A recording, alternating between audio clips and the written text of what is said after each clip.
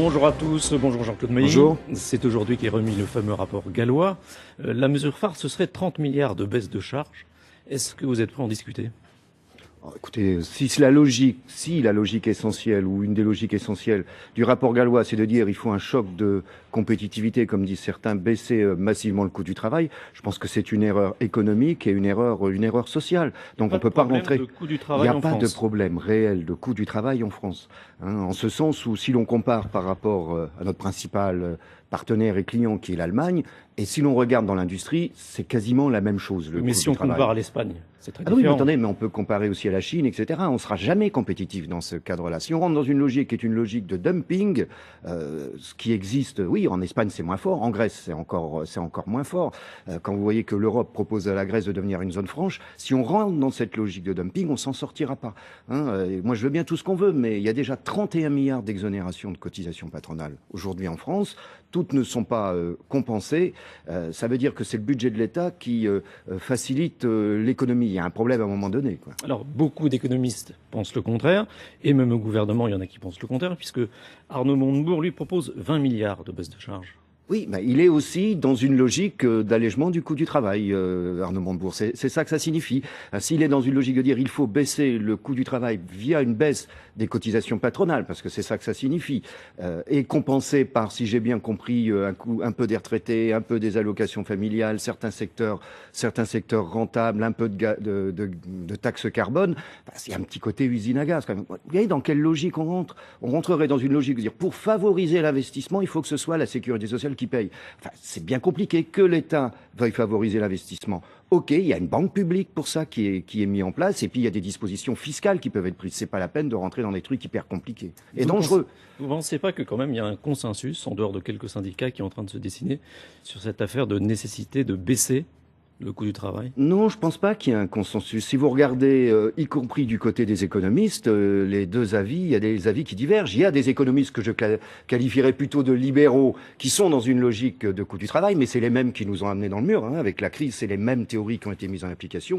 Et il y a d'autres économistes plutôt que je rangerais du côté des keynésiens, qui disent c'est pas le problème essentiel. Le problème essentiel sur la compétitivité, c'est les problèmes de recherche, c'est les problèmes d'innovation, c'est les problèmes de coûts autres que le coût du travail. Il y a les problèmes de coût de l'énergie, il y a toute une série, le coût de l'euro. Tenez, quand l'euro augmente, et Monsieur Gallois le sait très bien, quand il était patron du ADS, il disait que le principal problème, c'était le fait que l'euro était trop élevé par rapport au dollar. Il parlait pas de coût du travail à l'époque, il parlait de l'euro.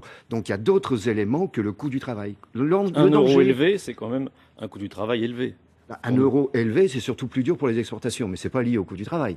C'est lié à la valeur de l'euro par rapport au dollar. C'est ça le problème. C'est pas un problème de coût du travail trop élevé.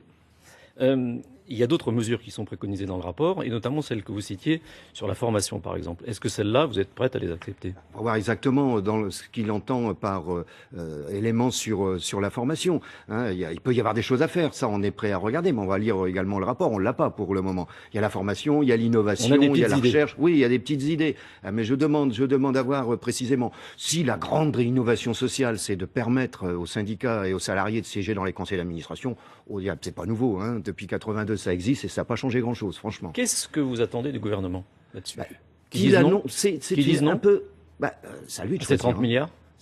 Écoutez, si le gouvernement disait on va faire un choc, alors j'ai cru comprendre ce serait un pacte. On va pas jouer sur les mots. On ne sait pas trop la différence, ça veut dire. Ce serait plus soft, ce serait plus lentement, quoi. Mais la logique serait la même en termes de raisonnement économique. Vous savez, ça c'est lié aussi aux engagements qu'on prend au niveau européen. Quand on reste arc-bouté sur une logique de 3%, on vient sur une logique de coût du travail derrière. Donc moi, le gouvernement, j'aimerais bien qu'il travaille essentiellement sur les vrais problèmes liés à la compétitivité. Innovation, recherche, investissement, relations banque-industrie, relations donneurs d'ordre sous-traitants.